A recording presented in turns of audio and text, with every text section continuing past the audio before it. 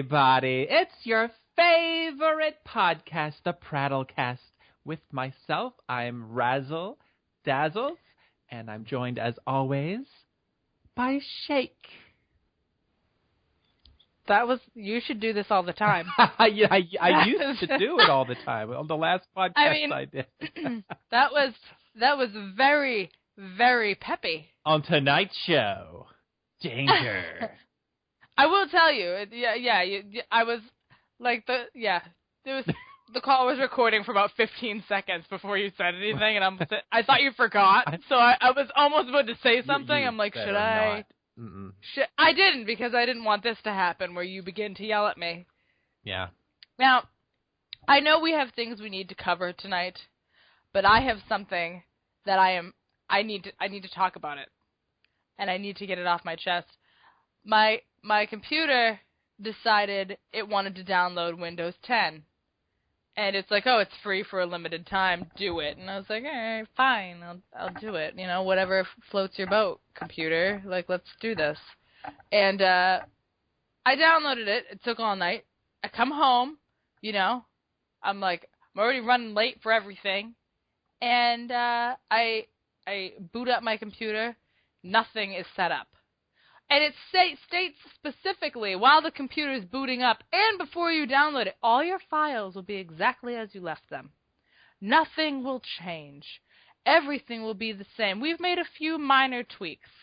If a minor tweak means that everything I own has vanished from my desktop, and every program I have has to be, like, booted up like it's the first time. Like, I open TeamSpeak and they're like, set your name. And I'm like, excuse me? Why should I have to do any of this again? I open Skype. Who are you? Everything I open is like a question. All my bookmarks are gone. On the internet, everything's fucking gone. And then I had to, like, look this up to see what was wrong. And then they're like, oh, you need to manually do Windows updates. Did Windows tell me to do that? No. So I had to do all that, do all these other fucking updates, even though Windows was telling me it's up to date, and then reboot it all over again to get everything back. I'm very angry and I'm upset about it. And now that I said all that, I feel better. And I also feel like I'm having first world problems and I should stop complaining. Well, I will say something here. You know, I don't hear that electronical sound that I usually hear, so I don't know if it's just not recording or if this is a better version of Windows on the Windows 10. I know exactly what it is. It is neither of those things. Remember how I said I was on Wi-Fi both times? Yeah. I'm actually hardwired this time. Okay. So we're hard today. So I'm rock hard. It's a rock hard weekend coming at you. But yeah, I think it's because I'm hardwired. I mean, it might still be there. Which I think was the issue. It might still be there, but I don't hear it as much. Deaf? I don't hear it as much. As much? Right. Like you still hear Well, it? I don't really know. I mean, because I have to keep the volume a little low because I'm so close to my mic. You know, this is how we podcast. I have to be so close to this mic that I have to keep the mic or the speakers a little low so that I can both hear you and speak and not have both picking up at the same time. See, I just my mic and mic stand and everything else just came in the mail today. Oh my God, Shake, you could have been setting it up today. Well, I figured, like, why would I bring it all the way out here when I'm going home on Friday? Oh, that's right. It's not even with you. Like, it's not going to kill me. Like, I was at the house for a minute after work because I had to run there to grab something. And I saw it, so then I naturally had to, like, stare at it for a second. I was like, I can't open this right now. I don't have time for this. I'll just do it next week. Well, it sounds like you've had a really bad first experience with Windows 10, but you know what? I had a great experience, a first experience, not with Windows 10. Okay, I was about to say, you don't even have it, though. Excuse me, but I did, for the very first time in my entire life, I tried something called cream soda. I've never had it before. I had it today for the very first time. It was like a whole new experience, and my entire world has just been opened up to a completely different dimension that existed only in television and movies before this moment. And you know what's really weird is I was in the grocery store and I didn't want to get any more Gatorade because God help me. And I went and I saw the drink racks and everything. They had something there, and I was like, "What is this?" It's like in a little 6-pack. It's got little bottles. So I'm like, I know it's not alcohol because the alcohol section's way over there. So I look at it, and it says cream soda, and I'm thinking, "Oh my God, people used to mention cream soda all the time to me." So I pick it up, and you know what I was thinking? I was thinking, "Oh my God, isn't this the stuff they used to get out stains?" And I'm like, "Wait, no, that's club soda, isn't it?" And so I really don't know what I'm doing, Shake, but I drank some of it. And it tastes. I mentioned it to you like a week ago on Twitter. No, you didn't. Yeah, it tastes like an orange creamsicle. No, it doesn't. You didn't tell me that for starters, and no, it doesn't for seconders. I didn't tell you that? No. What the hell are you saying right now? I thought we were talking about soda at one point. No. No. I'm crazy. You are a little bit crazy, but no, Windows 10 has ruined my life. It tastes like a dessert. It's got like this vanilla, but it's also very syrupy, and it's just cream soda. It's just cream soda, right? Well, I mean, it's. I'm looking at a photo of it. Well, I mean, cream soda is cream soda. Yes, I mean that's like orange is orange and blue is blue. I mean, cream soda is cream soda. It looks like root beer. Well, it may look like it, but it doesn't taste like it. So, I don't really like root beer, but I do love this cream soda I picked up. So. It's one of my new favorite things, so if anybody's looking to get me something for my birthday or my Christmas present, you just buy me a 6-pack of cream soda, and you send your cream soda to me at Razzle Dazzles. Yep, send it to the P.O. box he doesn't have. I don't have a P.O. box at all. Yep. There's no reason for either of us to have one at the moment. Oh, Mug used to make cream soda. What brand did you get? What brand is I don't have it here with me, but I've got it in the kitchen, but I can't go get it because we're podcasting. It's the very first one I ever had. But it was a 6-pack. It looks kind of orangey. It has a cap on it that's easy to twist off, so it's not like you need a bottle opener with it. Maybe it's IBC. They're pretty big. You know, I think it was IBC. It might have been IBC. Yeah, because IBC does like the orange cream soda too. I don't know if they had it at your store, but orange cream soda is something you should get. That I don't know. I don't think that's what I had because it didn't have any orange, but it looks orangish, but it doesn't taste orange. Right, no, but if you get it's I think it's actually just called orange cream soda, and it's like those orange creamsicles that were orange on the outside with all the white stuff inside. Mm-hmm. If you ever liked those, it tastes just like those, and I was obsessed with them for the longest time, and then I stopped drinking them, and now you make me want them. Well, they had like 2 different ones on there as well. They had like a cherry one that I'm going to have to try next time, and they had one other one that was a darker color. I don't know what it was. I can't do cherry. I can't really do cherry anything. I'm not a cherry person. I love cherry. Oh, my God. I can't do cherry. Oh, I love everything about cherry. I also love cinnamon. Oh, my God. You put me in a room with cinnamon. I've never really had anything but like cinnamon gum. Yeah, I mean, well, cinnamon gum's okay. And cinnamon jelly beans are good. But I'm talking about like cinnamon on like a dessert, or cinnamon cereal, or cinnamon milk, or just cinnamon. Just give me some cinnamon, and it is like, oh my God, the greatest thing ever. Cinnamon. The word's not a word anymore. It is a word. I can't kill the word. I make the word better. I've never had cinnamon before. Ever? No, not outside of a gum. No. Are you deprived? What is wrong? Shake, I'm going to have to bring you over here one day. We're going to bake ourselves some stuff. We're going to put cinnamon on everything. I put cinnamon sprinkles on everything. Oh, well, I'll bring the camera. Oh. We're going to have cinnamon spaghetti, Shake. Oh. That seems a bit much. Oh, it may be a bit much. I don't think most people like it like that, but I cannot get enough, Shake. You know, there was something you had mentioned earlier that you really wanted to talk about. Which one? Kesha. I don't want to talk about Kesha. I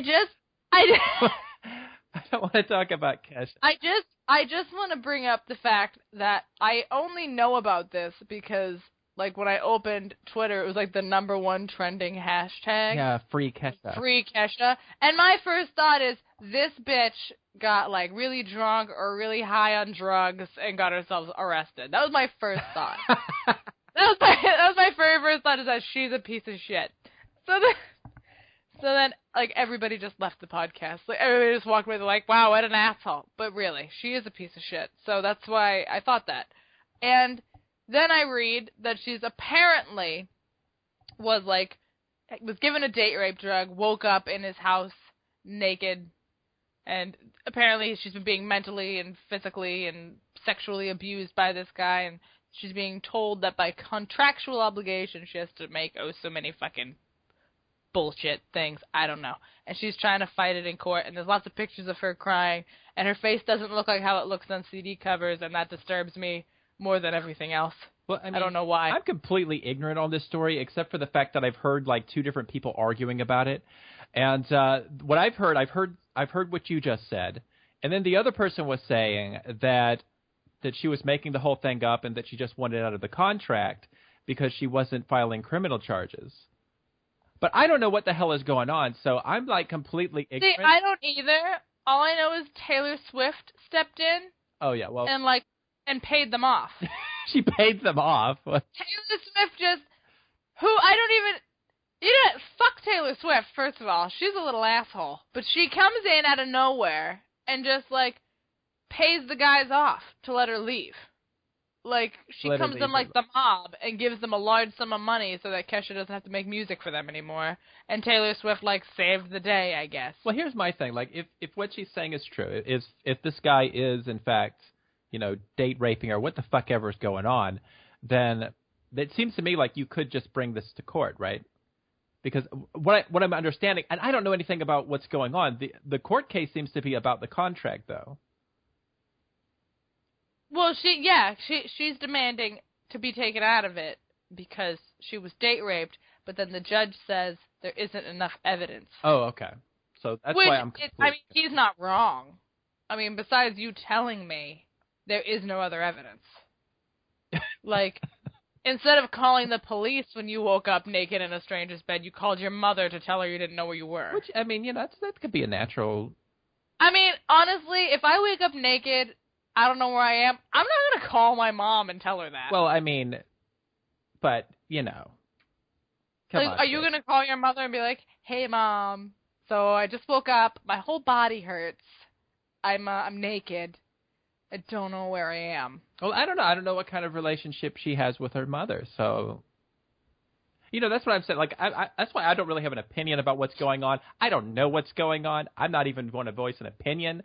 So that's all I know, is that there are a bunch of people arguing about a contract. And I mean...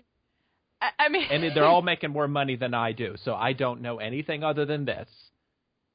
I mean, my opinion's based off the fact that when I read it, I thought she was in jail for being a drug addict. So yeah, I remember that. I mean, my opinion on Kesha's already pretty below the norm, I guess, because everyone seems to be really upset, and I'm like, I don't know. I don't know. I'm just like, I really can't attach feelings to this. I just don't know. And just to reiterate, I do not have an opinion about what is going on with Kesha, because I don't know what is going on with Kesha. So, frankly, I don't think I care. Well, I don't know. I care if it's like, you know, if this is actually going on and this is some criminal thing going, but I don't know what's going on because I haven't read about it. I mean, but do you really care? Like, you don't even know her. That is true. Like, I mean, I only... Like, she's marketed herself as this, every single one of her songs, everything about her, she markets herself as a girl that gets shit-faced and does drugs and fucks a lot of dudes.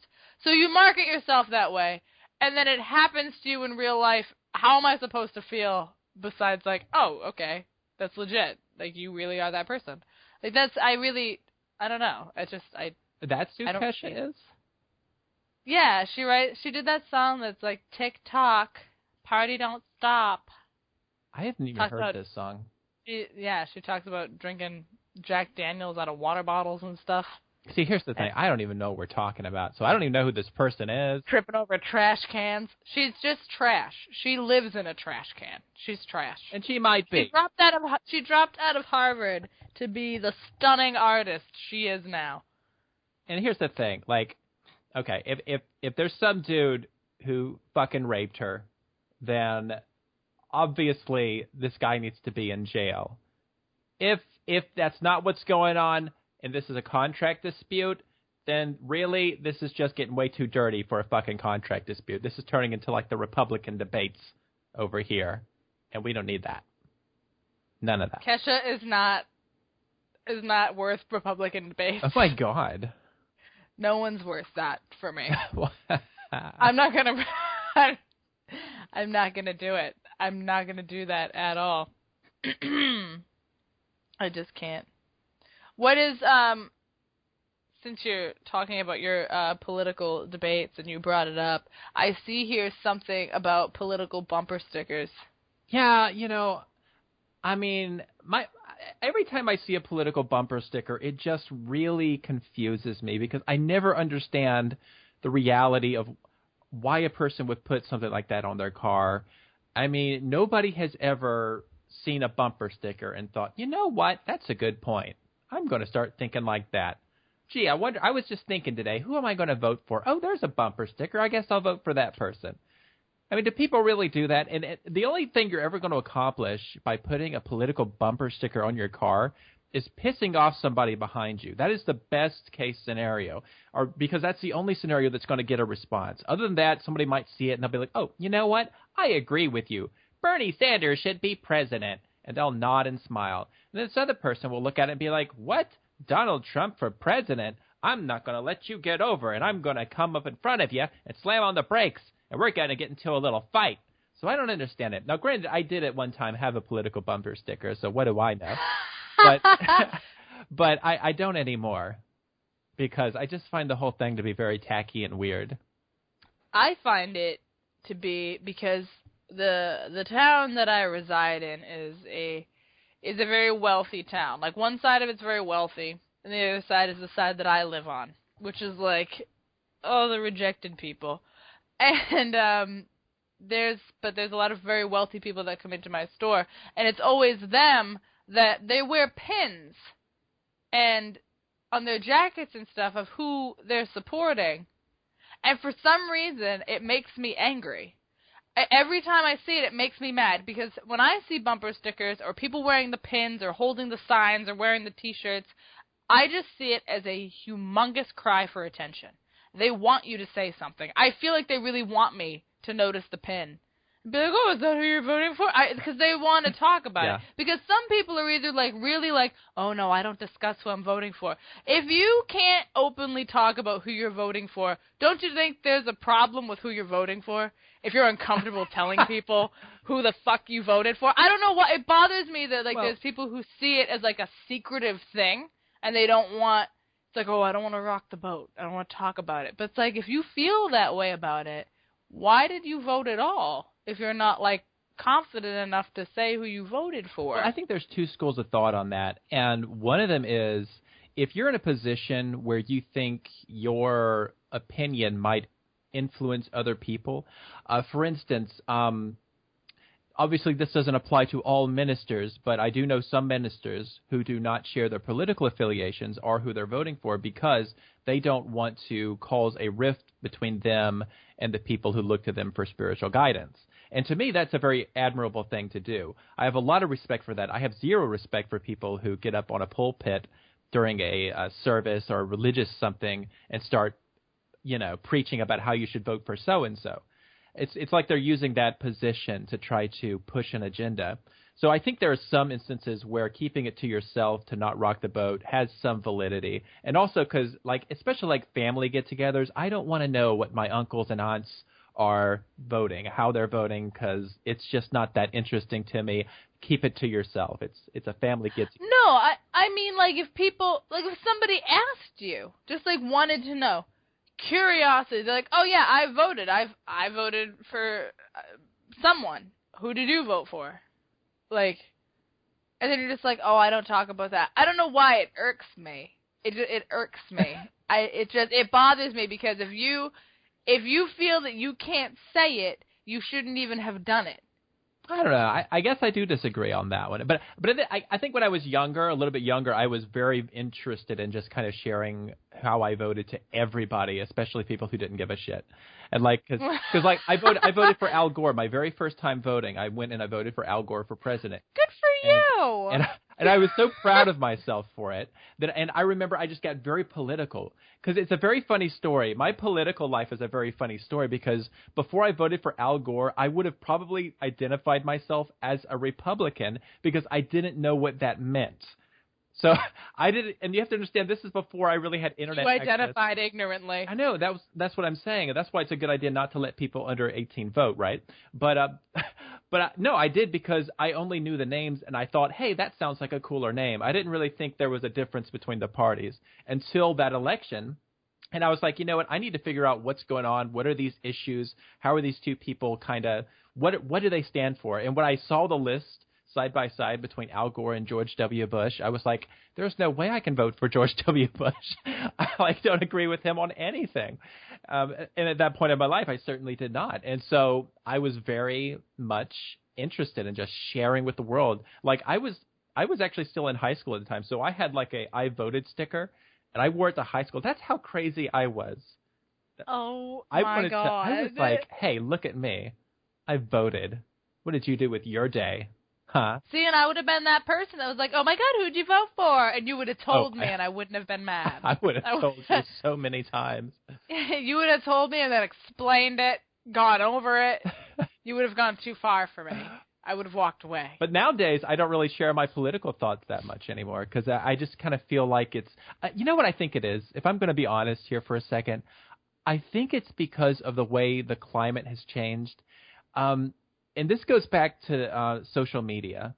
Before the 2008 election, social media was fairly tame in regards to politics. It was mostly, like on Facebook, for instance, it was really just a bunch of stupid quizzes and dumb stuff. But as soon as that election happened, social media went to hell. And I mean, it went to hell fast. Suddenly you found out what people you went to high school with thought about politics, and you didn't want anything to do with them ever again. This is stuff you're not supposed to know about. And it's killing social media, but it also is what killed Bolt.com. And that's actually what I wanted to talk to you about. Yeah, that seems like something you've been waiting on. Oh, God, yes, because I know you remember Bolt. I do, and you are the only person I have ever met that knows what it is. Likewise, you too. Yeah, I've never, and I don't even know, I can't remember, I don't even know how I came across Bolt. I don't know how I even discovered it. I must have just been perusing the internet. But it was like, to this day, I still think it was the coolest place on the internet. It was. And we'll never have it again. Yeah, now, I don't think it exists anymore. So if anybody's actually listening to this and going, oh, I'm going to type this in, I don't think it exists anymore. But back in the day, back in like, I guess the early 2000s, possibly late 90s, Bolt.com was really one of the very first cool social media sites before we even had a word for social media.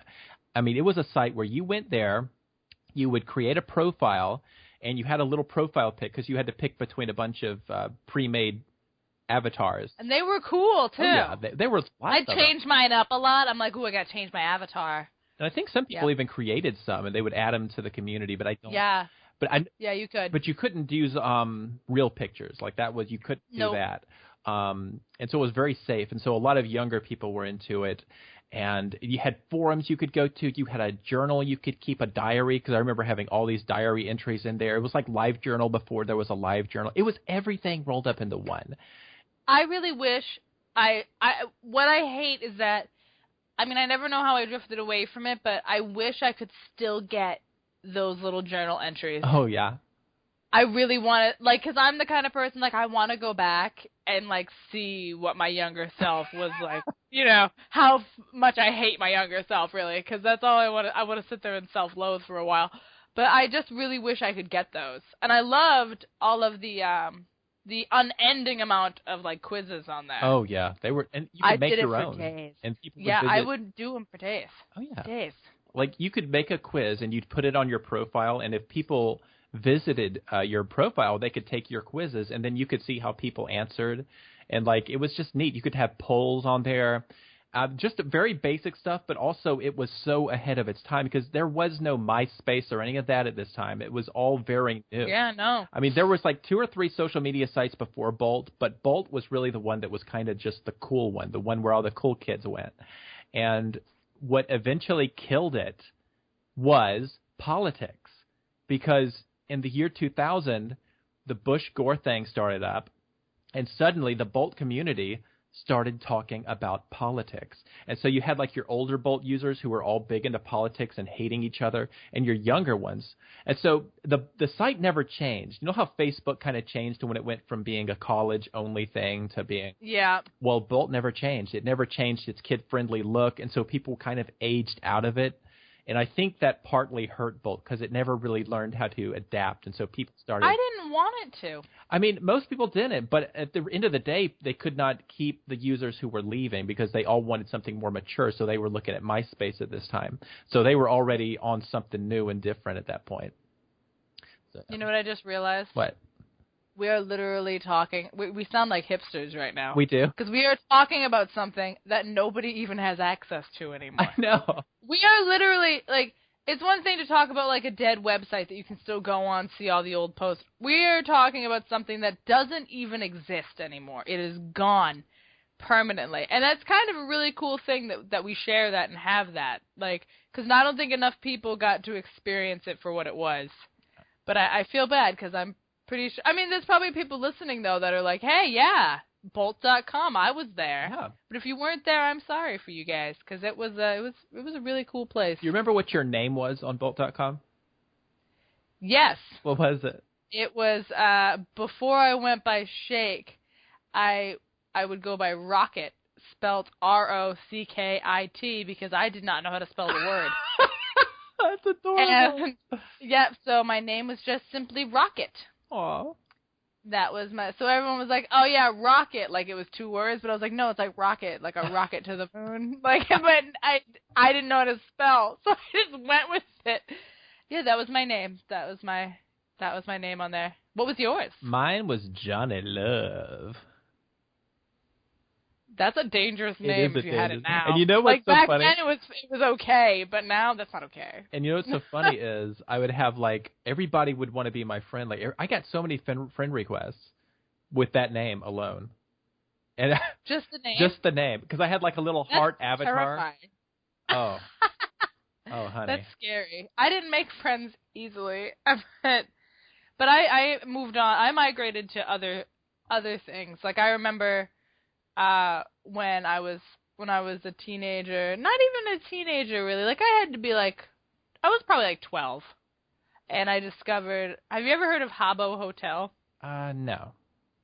It was like this it's this website, it still is around, people still use it, I guess, but you would go on, make a little person, and you could travel to all these places and just like talk to people, have like, you know, make pretend drinks.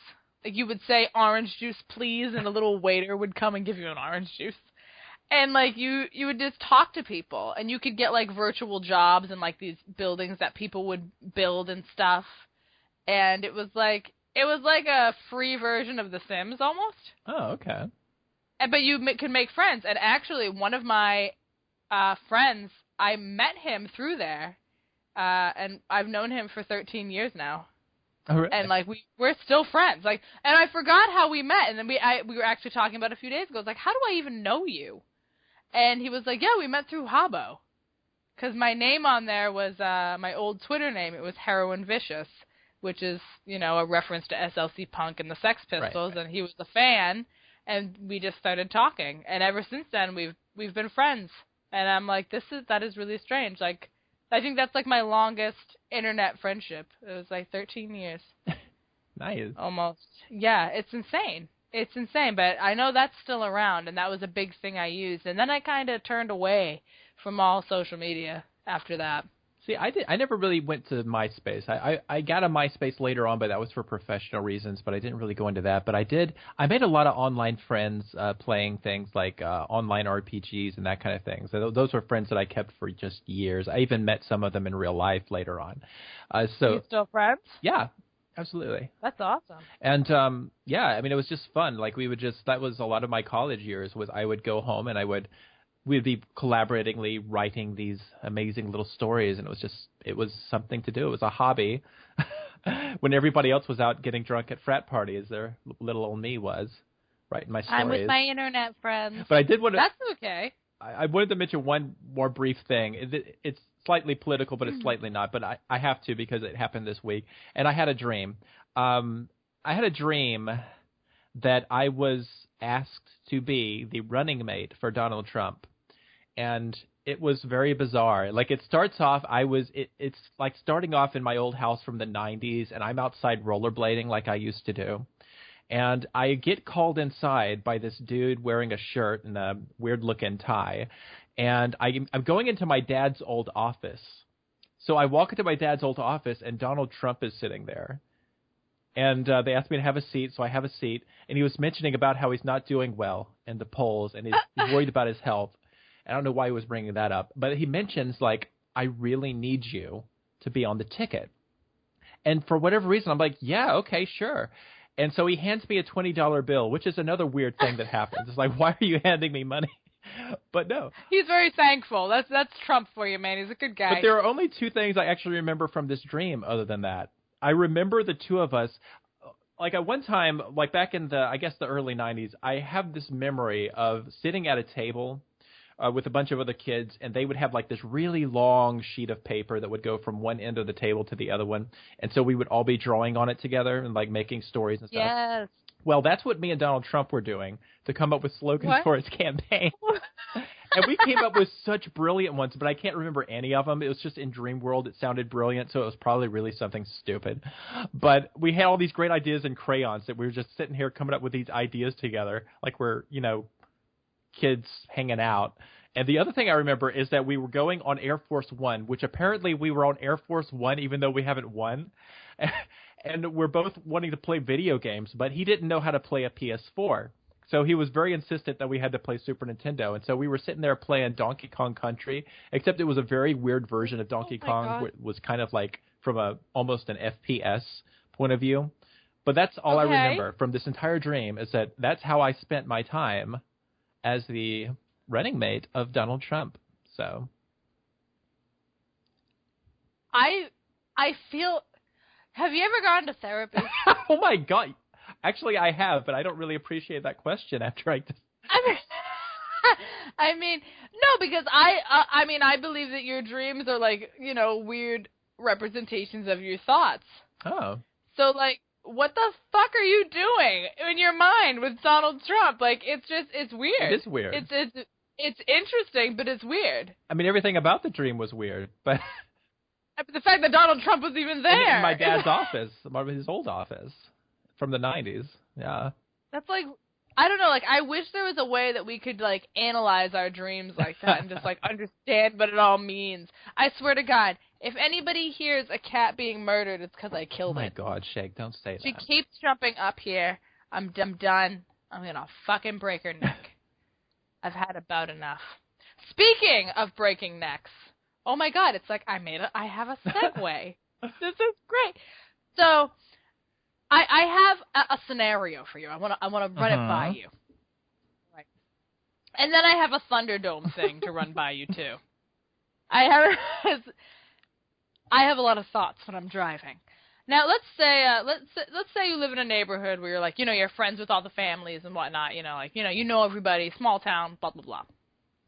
And one day this like vicious, brutal murder happens to this whole family, but one kid is left. How old is he? And that kid's like, oh, let's say they're like how about 5 or 6? Okay. 5 or 6 years old. You know, they're alone. They're terrified. They're like, covered in their family's guts. Like, you know, it's fucking gross. Like, it's horrible. Something out of a movie. It's terrifying. Cat, you will die if you come near me. So, you know, this kid's like terrified. And, you know, you don't want to see this kid go into the foster system. You know, that sucks. So, like, you have the ability and you want to take this kid. I know you don't, but let's pretend that you do. Okay. So you take this child. What do you do if, like, you've had this kid, like, their whole life and everything? Like, you know, you've raised this kid. You love this kid. And you find out down the road that kid is the one who murdered the entire family. Well...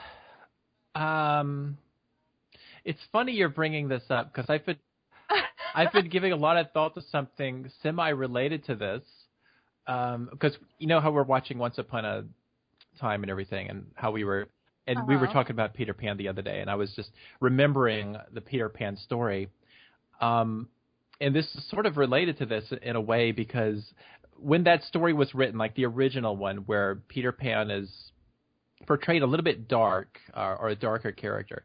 A little bit. Well, I mean, here's the thing. That's what I'm getting at is that J.M. Barrie, the man who wrote Peter Pan, he would not have described Peter Pan as an evil character. He actually would have described him as an innocent character because in his worldview, he believed that children could not tell the difference between right and wrong and that he would not understand the consequences of what he was doing. So for those who aren't aware of the original story, and again, I haven't seen once or anything like that, but in the original story of Peter Pan does some pretty nefarious things. I mean, I don't even know if that's the right word for it, but to give you an idea, they kind of imply that Peter Pan, because, okay, for starters, if you're only familiar with the cartoon, then this is going to blow your mind a little bit because in the real story, Peter Pan is the only character who doesn't grow old. The Lost Boys, they don't have that power. They are regular, just growing up people. So when they get too big, Peter doesn't want them around anymore. And I don't remember the exact way they did this. I don't remember if it was implied or not, but I do recall that there is this implication that either Peter kills them or he banishes them or he cuts off their limbs so that they're shorter. I mean, there are a lot of different ways you can look at it because of the way it was written. But he's a very me character. And so when we're talking about like children, like the worldview back then would have been that the child would not know the difference between right or wrong. Whereas now, I think if we were looking at a child in that scenario that you just pitched at us, I think we would say he's probably psychotic or at least has psychotic tendencies. And so if I found out he killed his entire family after raising him,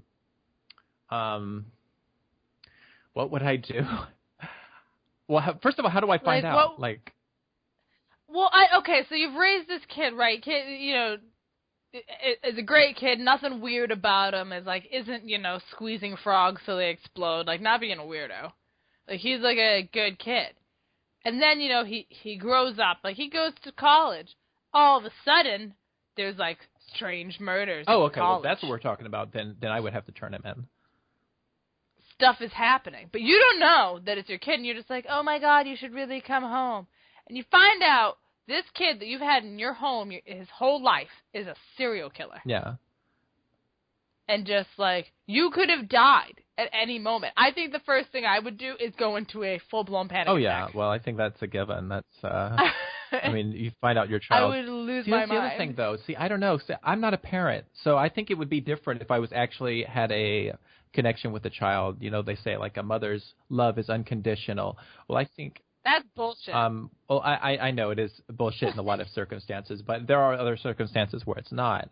And so, I mean, I don't know how I would react to that because, you're talking about a hypothetical that would require me to have like 15 or so years with this person, raising them and like teaching them things and like, fixing their boo-boos and reading them bedtime stories. And I don't know, like, I don't know if I could actually. I know I said that I would turn them in, but if I'm being honest here, I don't know. That's why I don't really fault parents of these people. Like, I don't fault them in the sense of how they feel about the child. If they still are like, oh, I still love my child or whatever, I know if Maya, my sister, like, I would lose my shit. I'd be like, I cannot.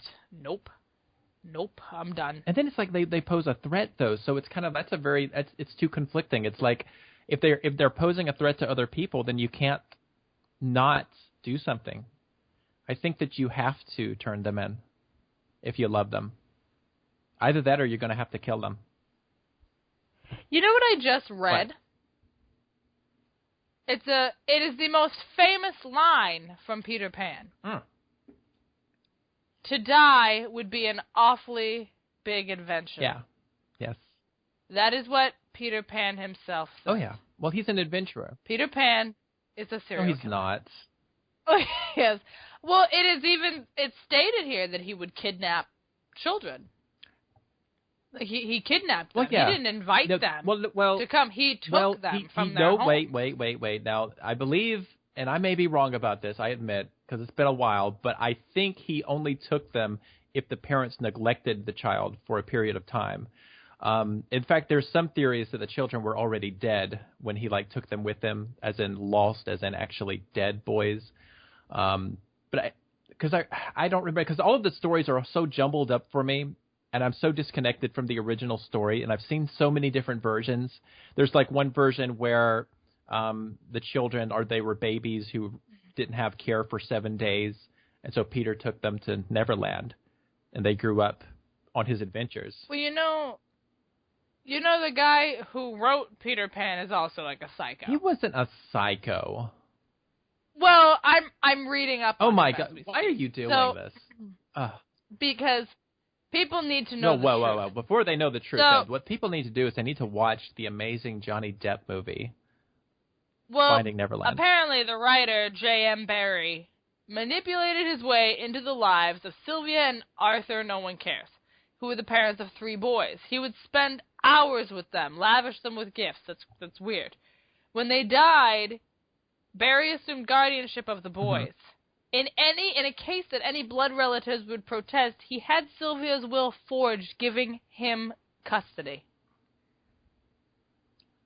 I don't know how much of that's true or not. He enjoyed taking photographs of the boys in homemade costumes and often wearing no clothes at all. Okay, well, I don't know how much of this is true or not. Wikipedia is not exactly the greatest source of information. This isn't Wikipedia. Where are you getting this from? jmbarriesucks.com? I'm on... What are you reading? Because you're giving out some very interesting information, but it might be false information. So, I mean... And the boys killed themselves. They all died. That's true. Wow. George died on the battlefield at 21. Yeah. Michael had a suicide pact with another young man who was known to be his lover in what many biographers think was a suicide pact at 21. And then Peter died at 63. He threw himself under a train. This was after he destroyed almost all the letters from Barrie that came to him and his brothers saying that they were simply too much. Oh, yeah, they hated him. Don't get me wrong. See, but if they... I think he really probably did some shit then. I think they did some shit. He did some shit. Well, nothing is known, and that's why I'm that's me commenting on the whole Kesha thing. That's why I don't want to comment on things unless I know what's actually going on. It could be a number of different things going on over there. Come on, we can connect. We can connect any dots we want, but I don't know enough about what's going on, so I'm not even going to comment on it. I was trying to see her talk about the stories, and now you're going off on the author. I'm like, what's going on? We're supposed to be talking about Okay, but look at this. Look at this. Barrie wrote a book called The Little White Bird, and it was a veiled account of his relationship with George. It was very popular, but there's a passage about George that is just wrong. And this is the passage. Get ready to cringe. I lay thinking of this little boy, who in the midst of his play, while I undressed him, had suddenly buried his head on my knees.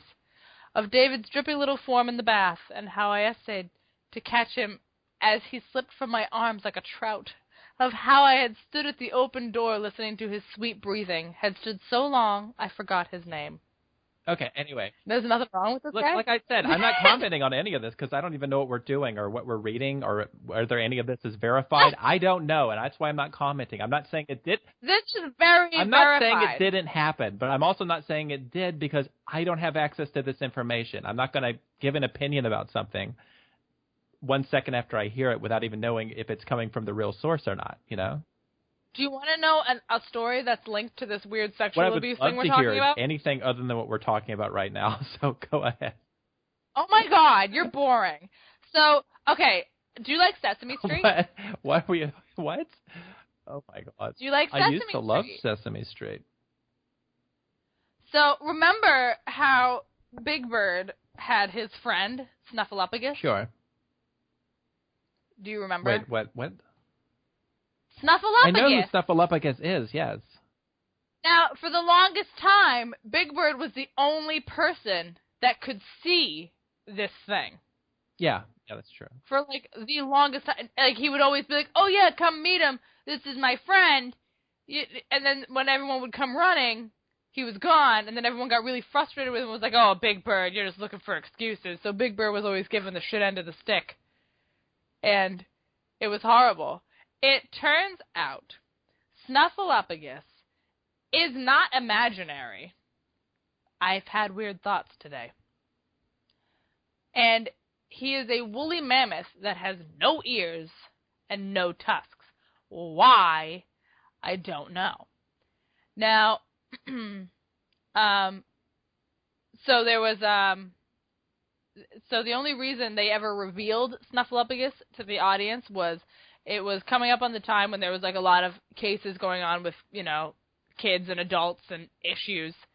So they had a concern that the adults' refusal to believe Big Bird's claims that his friend existed would discourage children from sharing things with their parents as well.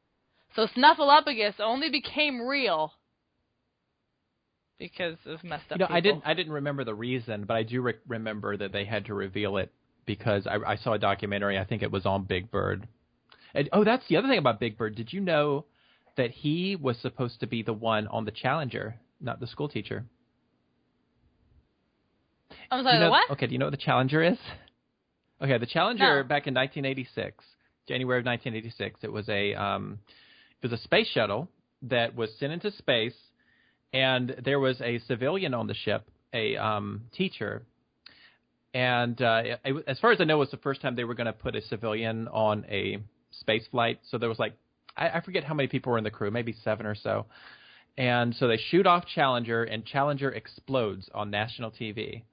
And it became that moment for that generation, sort of like how 9/11 or the shooting of JFK was for each respective generation. In 1986, it was all the Challenger. And like, there were... That just happened live on TV. People were watching it in schools because they turned it on the school set, and people would be sitting there watching it, and it happened. And then the newscast people kept replaying the clip over and over and over because nobody knew what the hell they were doing. Reagan was actually that night going to be touting the space program for his State of the Union. Some people think that Reagan was really pushing them to go ahead and do the launch. That's never been verified, so I don't want to talk about that. But basically that night he ended up getting on TV, and he had to talk about the tragedy of the Challenger instead. But there were engineers. There were a couple of them who were trying to get them not to launch the ship, but they would not listen to them. They were like, if you send this thing into space, it's going to explode. And nobody listened to them. They pushed it forward. And there's a great article that came out a little ways back, I think this year or last year. Why would they do it if they know it's going to blow up? I don't know, because it was NASA. It was bureaucratic. People were really pushing to get Challenger in the fucking sky, and nobody was taking those claims seriously, even though there were people that were like, you know what, no, you've got to. And there's this one guy, he gave an interview, and he was talking about how he wished he had pushed even harder than he did to not get them to launch that thing, and that it has haunted him ever since. And I felt so bad for this man, because this is a guy who was trying to get them not to do it, and nobody would fucking listen to him, and then he's the one who has to be haunted by it forever. And but no, Big Bird was actually set to be the one on that shuttle. I forget the reason why Big Bird had to pull out. I don't know if it's because he got the guy who does the puppet for him, he got sick or what. But I was just thinking, as tragic as Challenger was, can you imagine how traumatizing it would have been for all of those children in those schools to see Big Bird blow the fuck up on national TV while trying to promote the space fucking NASA? You know, I mean, it would be probably the end of any future astronaut. Sesame Street would be gone, too. Like, Sesame Street would effectively end as of that day. Can you tell me how to get... Oh, God, don't. Can you tell me how to get to... No, we can't. It's gone. We closed it down. But that's a true story. It's okay. And I don't remember why Big Bird didn't insane. go. I don't remember if it was a scheduling conflict or if it was because he was sick. I forget. But I saw this on the documentary, and that was when I first heard about it. And I hope it's still on Netflix. People should check it out. It's a great documentary about the guy who did Big Bird. I don't remember what it's called, but it's about the guy who was the puppeteer for Big Bird, if I remember correctly. Because it just like... It's a great documentary. There's also one about the guy who did Elmo on there, too. But, yeah. When you look at Sesame Street from, like, season 1 to now, Because that is like, that's got to be the oldest running kids show. Yeah, it has to be. Mr. Rogers was a really long time going as well, because But was it as long as Sesame Street? Sesame Street's pushing like 40 years, right? Past Mr. Rogers, years. he's obviously gone now, so he can't compete anymore, but I think he was around in the 60s, because Mr. Rogers was the guy who, at one time in history, when we first had VHRs coming out, like the, VHRs to record stuff off TV, big production companies tried to get rid of VHS or VCRs. That's what am I saying? VHRs. VCRs. That's what I'm trying to say. They wanted to get rid of VCRs because they claimed it was copyright infringement to record off of national TV. And Mr. Rogers went before the fucking Congress or who the fuck ever and gave this really great speech about how that would be wrong. You can't take away VCRs because some parents wanted to record his show and watch it with their kids later on in the day. And so he just gave this really great – it's on YouTube, actually. So people go watch this great thing. He helped save VCRs, Mr. Rogers. Great guy. I have nothing negative to say about him. There are great 100 million stories about that guy. But I don't know what the longest would be. I guess if Sesame Street's still on, it would probably be Sesame Street. They're on like season 40-something. Yeah, so – and apparently Big Bird was the first Muppet to ever appear on Sesame Street. It was the very first Muppet, and his look has changed dramatically. But it was Sesame Street came out in 1969. Oh my! It has been around a lot longer than I thought. Did you know actually. that like Kermit originally started off as an advertisement, and he wasn't even a frog originally, and like the series of ads was about him blowing up another character. He would like kill this other character repeatedly to promote this product. It sounds bizarre. What? But I swear to God, it's true. Go look it up. That's where Kermit the Frog came from. What? I hope I'm remembering this correctly, because I remember the ads. I think it was Kermit. I'm pretty sure it was Kermit. That's where Kermit came from. But anyway. I'm going to have to look at this. But I'm sure those ads are on YouTube somewhere. The original Kermit the Frog is very scary. Is that the one that's kind of like a white sock puppet or something? Yeah, okay, that's him. And, he would basically blow up this other character. He'd kill him. He'd blow him up to promote whatever the fuck the product was. And I don't remember what product it was, but it was like from way back in the black and white days of TV. So there you go. Okay, so what I'm seeing here, the earliest trace of Kermit first appeared in 1955 on WRC TV's Sam and Friends. He was created from a discarded spring coat belonging to Henson's mother and 2 ping-pong ball halves for eyes. Where does he come from, though? I don't know. But I do remember those ads because I've seen them on YouTube, and they're pretty crazy. You've got to be I'm not wrong. That's insane. I'm definitely not wrong about that. Kermit has his own star on the Hollywood Walk of Fame. Does he? It's a fucking sock puppet. Hey, why does it have a star? Shake, that puppet, that little Muppet, he means a lot to a lot of people. So I don't need to be hearing this. Oh my God, he was the Grand Marshal for Michigan State University's homecoming parade. Oh, Michigan, get your shit together. Okay, so what else do we Jesus have Christ. on the agenda? I don't need any of this Googling. What? I'm sorry. We're supposed to be doing a podcast. I know, but I was very interested. I was learning, damn it. I was getting, oh my God. My God. Oh my God. Well, there's actually 2 things on here. I had put something in about phone calls and drop-bys, and you put something in asking why do people still that's call. probably related, so those 2 things are probably related. Right. I'm seeing that.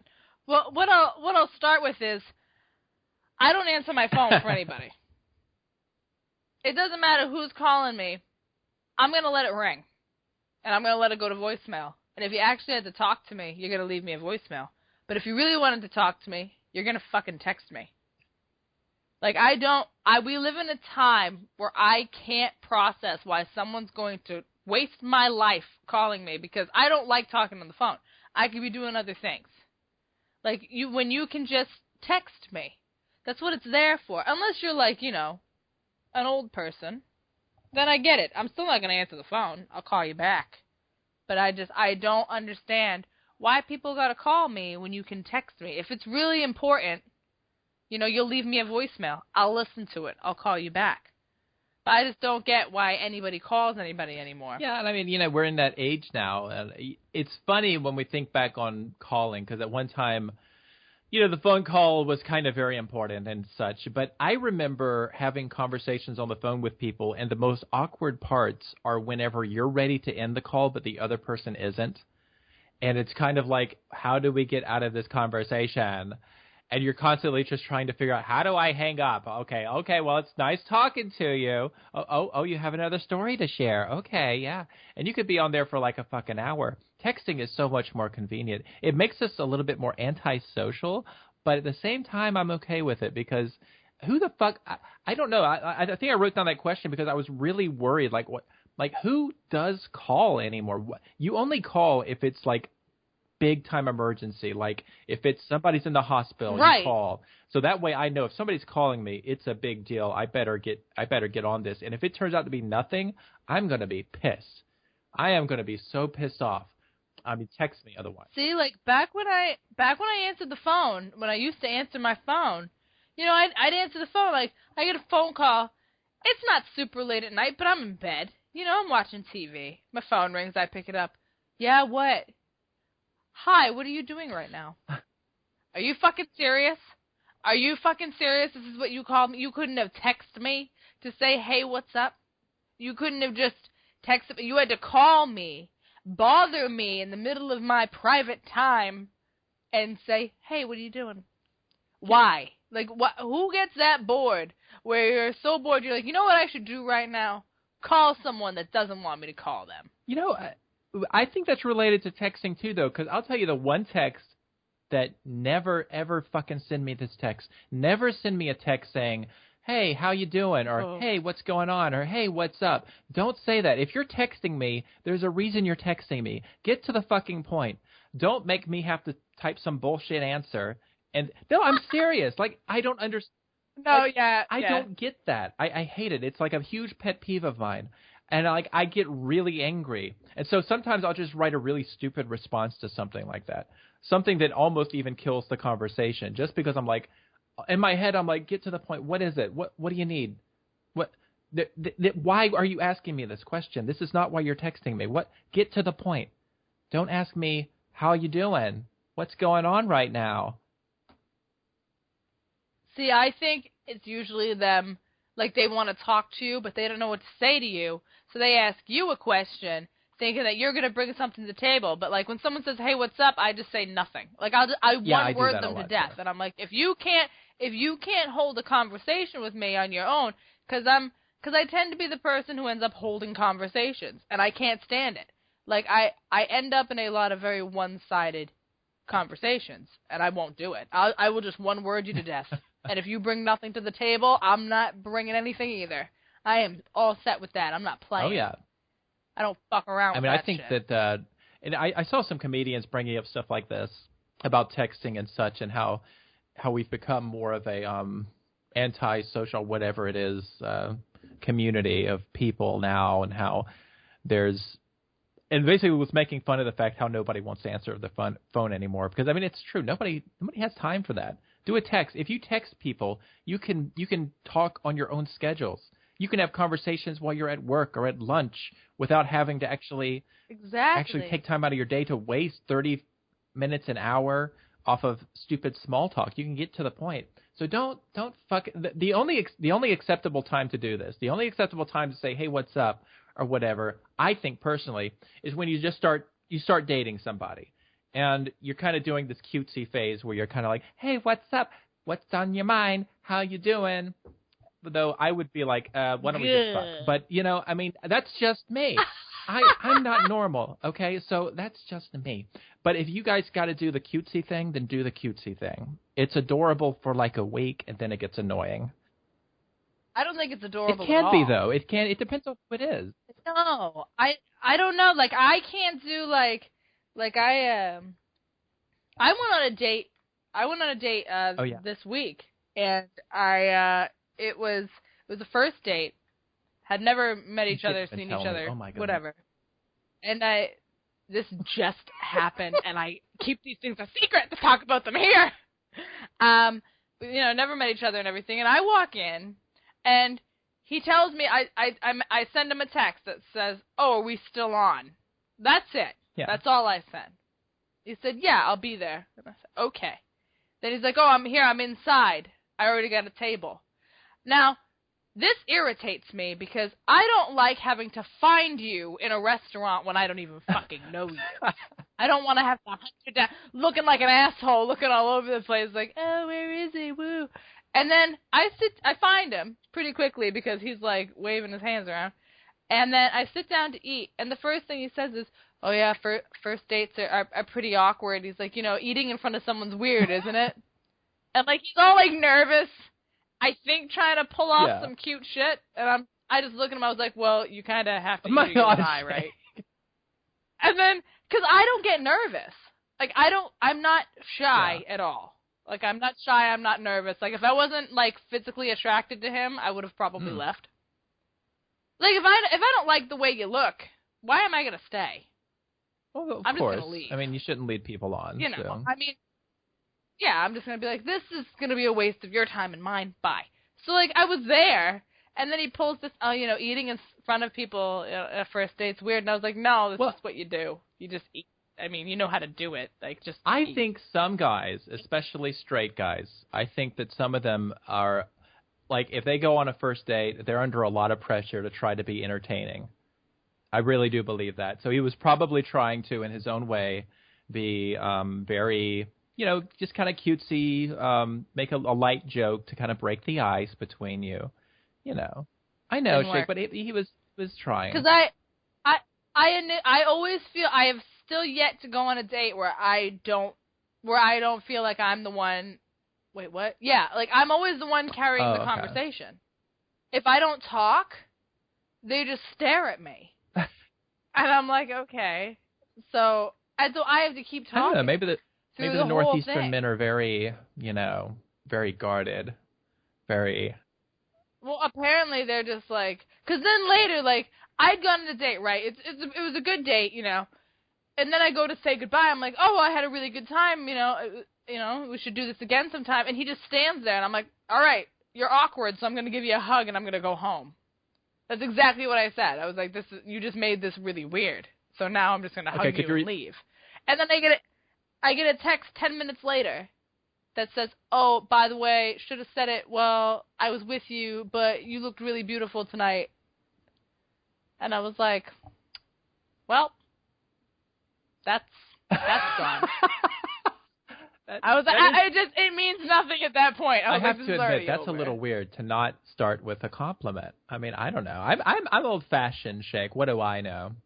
But no, I was about to disagree with you until you said something. That was about how you started the story when you said how you didn't want to go in somewhere to like meet up with someone. I was thinking in my head at this moment, before I understood the rest of your details, I was thinking, well, it's kind of nice to kind of go in and go ahead and get a table ready so you don't have to wait and you don't have to worry about those things. He's trying to be a bit chivalrous. But then when you said you'd never met him, I was like, okay, that's a little weird because if you've never met each other, usually you'd want to meet either outside of the restaurant or inside like the little foyer or the whatever. Right. You've got going on in there. And so, yeah, that's a little weird that when you don't know who it is, unless you've like already said like, oh, yes, I'm wearing a cream tuxedo. Of course, I mean, I can be picked out in a crowd very easily. Well, yes, I think you could. I have unicorn hair. Like, there's no way you can find me. Really, I'm really easy to find. But I was the one walking in, and I hate feeling like a deer in headlights. I hate feeling like I don't know what's going on. I don't like not being in control. Right, and so he can see you, but you can't see him. So it's a little. Right, so in that moment, I'm completely out of control. And I'm like, okay, all right, just going to casually walk through and hate every minute of this. Okay, is this a guy that you're going to see again, or is this a guy that you're done with? I don't know. He says he thinks I'm very interesting. Okay. And I was like, oh, okay. Little does he know. There's nothing going on here but Tales of Peter Pan and Sesame Street. Like, he's really not missing much. Well, I'm not going to sit here and badmouth somebody if he is a... Well, he wants to go hiking next week. A little bit of. Yeah. Yeah, he says he just wants to get to know me. Well, hiking where?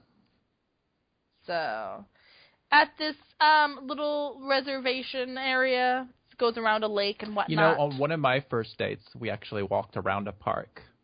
It was kind of nice because we had a chance to talk, and it was nice out, and, you know. The worst part of the whole first date, though, was like when food was, done and gone. She brings the bill, and he doesn't take it. Well, it sat there, and it was like this weird standoff. And I felt this horrible urge, because I always bring my wallet anyway. I don't expect anybody to pay for me. Hold on. Anyway, no. But most men wait. tend to... Let me I'm gonna help the fellas out here a second. Okay. Fellas, my straight bros, I'm gonna help you. I got a little queer eye for the dating guy, okay? If you're on a first date with a lady, you always offer to pay. Even if the two of you are going to eventually split the bill, you always offer to pay. In fact, you just take it as a given, okay? That's just something you do on a first date. And I don't know if you've never been told this before, but this is just what you do. Now, granted, in the gay world, it works a little bit differently, but in the straight world, even I know this. So, guys, pick up the tab, okay? Okay, now please continue. But it just sat there, and we were just talking for like another hour and a half. This waitress came back every 20 minutes. Do you need anything? Do you need anything? Do you need anything at all? Dating advice, More sir? water, Do you need anything? some dating advice? No. So we're sitting there talking, and then he finally goes to pick it up, and I'm like, are you gonna let me pay it all? That's what I always say, because guys all do the same line of, no, I can't let you pay. And it fucking drives me nuts. I hate it. So I was like, are you gonna let me help out? Are you gonna let me do anything? And he's like, nope, I got it. And I was like, okay. And that's the correct ritual. I offered. I know it's corny, but that's the correct ritual. It's just, I have to ask. I already know what the answer is. I didn't even need to bring my wallet. I know I didn't have to. I just do it out of habit. I knew I wasn't paying for anything. But so I you did the right thing. But then, after we paid, he still sat there. And then she kept asking if we needed anything. And then she would follow up with, no rush, no rush. How long were you guys there? And I'm like, this lady is rushing me so hard, I'm leaving. How long were you there? 3 hours. Oh. Yep. Okay. Did you go anywhere else after that, or was it just dinner? No, it was just there. I ended up crying at one point, almost. What? What had happened was he brought up dinosaurs. And then everything went to shit from there for me. Well, he knows now. Boy, does he know now. Because, it's like a strange thing to work into a conversation. Not with me. I know, that's what I'm saying. Have you seen where we go? What? Have you seen what happens when you sit and talk to someone for too long? Shit goes off the rails real quick. That would confuse. Oh no! What had happened was we somehow got onto the topic of Helen Keller. Oh, okay. I see where this goes. And then it connected to my Helen Keller dinosaurs and Ark and my Anne Frank, and I think I was judged harshly by him, and that's fine. Oh, so he's a little PC. I mean, if he's a little PC, we're a lot of not getting along. That's what's going to happen here. I don't know. Who knows? We'll see. It's probably going to fail. You don't know that shit. I don't have any expectations. I no longer care. That's one way to look at it. I mean... I'm just like, whatever happens, happens. But the weird thing was, before we met, he didn't really text a lot, which I was fine with. And now it's all the time. Asking me questions. What's my dream job? What's all these things about me that don't fucking matter? Oh, I had one like that. And I'm like, yeah, it's nice of you, but... I had one who asked me everything from what's your favorite book. Oh, you know what I really hate about first dates, though? I'll tell you this one. I remember being on one, and the person asked me, they asked me a question like, what's your favorite book? And well, here's my thing, because, okay, and you're probably going to hate me for this, but when I'm engaging in these conversations, I always follow up my questions with why. I'm like, if I ask somebody, like, what's your favorite movie? And they tell me, it's like, well, what about the movie appeals to you? And Oh, well, I here's do the thing, it but too. the other person didn't give me that back. They were like, okay, well, what's your favorite movie? And I was like, well, it was probably Jurassic Park. And they was like, okay, well, what's your... And I was like, wait, I want to tell you why. You know, I mean, like it Yeah. inspired me to want to Yeah, write. I like to so, explain I mean, it. Yeah. you know, I want to tell you about my love of Michael Crichton. I want to, but no, and that's why, and that's kind of when I decided I was never going out with that guy again. But no, that's just me. That's like, I'm like, if you're not even that invested, you're just kind of going through those motions, and I'm not. Yeah, I feel like it is going through the motions if they don't Right. want to know. They're not. Why. Like, you should want to know why that's my Exactly, favorite 'cause movie. how would you- But it's like you're just railing off the questions you rail off on every first date. I mean, it's like this isn't kindergarten, people. I mean, there's more to it than just what's your favorite color. Oh, I'll get you that crayon. No, I mean, you need to know somebody. I mean, because like it or not, I mean, if you're going to start dating somebody, then you're going to want to know who that person is. I mean, when the holidays come, like you're going to want to get them a gift, and you need to know who that person is. You need to know. I mean, it's one thing to know, like, okay, well, let's say your favorite movie is Interview with the Vampire, and that's all you know about this person. And so you think, you know what? I am going to get this person a birthday gift, and it's going to be like a vampire teeth bottle opener or something. And you get this person, like, they're like, well, why the hell did you give me this? It's like, well, I know you like vampires. It's like, I don't like vampires. I just like Tom Cruise and Brad Pitt, and I fantasized about them. I mean, that's just why you need to know why the person likes this information. This is important stuff to know. You can't just assume things about people. But Exactly. But I had I don't know how we got here. Advice. But but we were talking about calling and texting and whatnot. We didn't even get to the second half of this. Yeah, but the second half is, how do you feel when someone just shows up at your house? Pisses me off so much.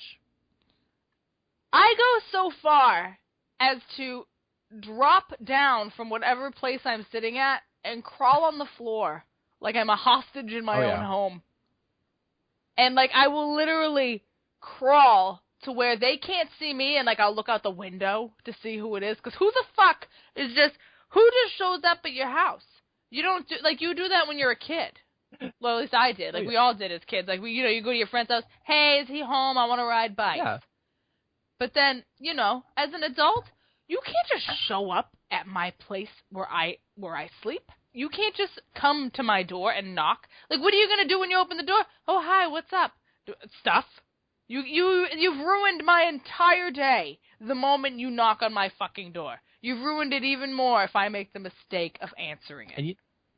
Thinking that maybe I have a package. But no, it's you, friend I didn't want to see. There was actually a great stand-up comedian who did a routine about that. And he was comparing the way that people react to that today to the way they used to react to it back in the day. Because back in the day, if somebody came to your house, and again, this isn't my material or anything. I'm taking this from the comedic person who I can't remember their name, but I'm sure you'll find it. My God, we're so anyway right now. Okay. Here, I just don't want to go all Amy Schumer, okay?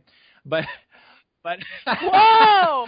But shots fired. As I was saying, this person was mentioning how years and years ago, people would come to your house and everybody would be so excited to see them. Hey, come on in, invite them in. Oh, hey, you want to stick around for dinner? And like just, oh, we're so excited we have company. But nowadays, somebody comes to your door and it's like, shut up, everybody be quiet, turn off the lights, close the windows. Exactly. And it doesn't matter at all. Like I don't go to the door unless I know who it is.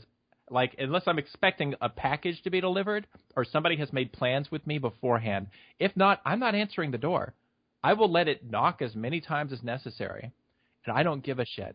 Because that is just, in today's world, it's rude to show up to somebody's house unannounced and expect them to let you into their fucking house. Because, here's the thing. Like, especially me, I work a lot, so I don't always have time to make sure my apartment is presentable. And this is a big thing for a lot of people, including me. My house has got to be presentable if you come in here. Okay, I am very much Monica from Friends, okay? Everything has a place. And if it's out of place, I ain't letting you into my house. You're just not coming in. No. Your ass is going to wait outside. And if I do go see you, we're going to talk outside because I'm not letting you into my house, no. Yeah, I get really... I become like a crazy hermit when someone knocks on my door. I immediately hide. I'm like, nope, I don't care. I was not expecting anybody. I'm not dressed. I haven't cleaned. I don't know who the fuck it is. No one told me. It's like I'm afraid. Like, the moment someone knocks on my door, I'm instantly terrified. I'm like, no, this can't be Fortunately happening. for me, like, usually the lights in that deal with room are out anyway, so I'm, like, usually in the other part of the house. So if I hear somebody, I'll just immediately switch off the computer, the TV, whatever's producing any sound, and I'll get very quiet, and I'll wait like a crazy person for this person to go away. So You just shut everything off real quick. It's eyesight's based on movement. I go total Alan Grant, and I'm just sitting here like, just wait. Did they notice that I shut that off? Did they hear that fall? Fuck. Do they? And then, like, you might get a message from them later. It's like, oh, hey, where have you been today? And you almost make the mistake of saying you've been home all day. Because I don't even care. Like, you can see my car in the driveway. It can be so apparent that I'm home. I won't answer that door. I'm not answering it. I mean, I had one incident where somebody did come over there, started knocking on the door like a crazy person, and then like 20 minutes later I get a call, and they're like, "Oh yeah, we sent the person there to fix your internet, and they say you're not there." And I'm like, "Oh no, I'm here." It's like, "Well, they're outside," because they weren't supposed to be there that day. You know, I'd made plans with them to meet them the next week, and so they just showed up unannounced. And so I was like, "Oh, okay." So I went and I answered the door. I was like, "Yeah, sorry about that. I was in the shower, couldn't hear anything." Yeah. You have the quick excuse every time. You're just like, yeah, I was just say you're in the bathroom, I didn't hear you. Nobody expects you to get the door if you're in the bathroom. Or if you have headphones on. Yeah, or if you had headphones. I'm always just like, oh yeah, I was listening to music. Sorry, didn't know. So we're helping you guys out. We're giving you some good excuses. Yeah, and you're not crazy if you drop down on the floor and scurry away like a hostage. And if you guys are like us, or if you have any other type things you do, just tweet us those, or you can actually leave a message now, I think, right? Yeah, you can. It's in the description of the last one. Because I can't just rattle off the link. It's an actual link you have to click. But it's going to be under this episode, too, in the description as well. You can leave a message. Yeah, you can leave messages. Tell us weird things that you hate. Because those are things that I cannot stand. Or tell us your bad first date stories. Oh, yeah, those are great. Because that's my whole life. My whole life is just a fucking horrible first date. It's just one after the other, and every episode of the Prattlecast is like a really bad first date. No, we are like that friend you met that one time you were out and you weren't expecting to see anybody, and then you like just looked at this person, they looked at you, and then they followed you around all day, and you became best friends. Oh, yeah. I'm gonna cry. It was like really touching. I'm getting a little bit emotional myself. Like, this is a pretty big deal right now. I find it interesting every time we do this. We never cover as much as I think we're gonna. I mean, we covered maybe 6 things today, so, But, we had good time. We actually covered 7. We did. Oh, that's right, we did. I see that now, yes. I was just looking at the ones that had check marks on them, but yes, we did. Oh, my goodness. Yeah. You did okay. This list just keeps growing. I know, but that's good. That is good. Right, that's a good thing. But I think we're coming up on closing today. Time. Oh, hello, friends. Hello. Well, we're gonna wrap it up here tonight, guys. I think we covered a lot of stuff. I think things are getting a lot better. Hopefully, the audio's a little bit better now that I am hardwired and whatnot for you guys. Next week, I will have a new mic set up and everything. Oh my God, the cat is attached to my body.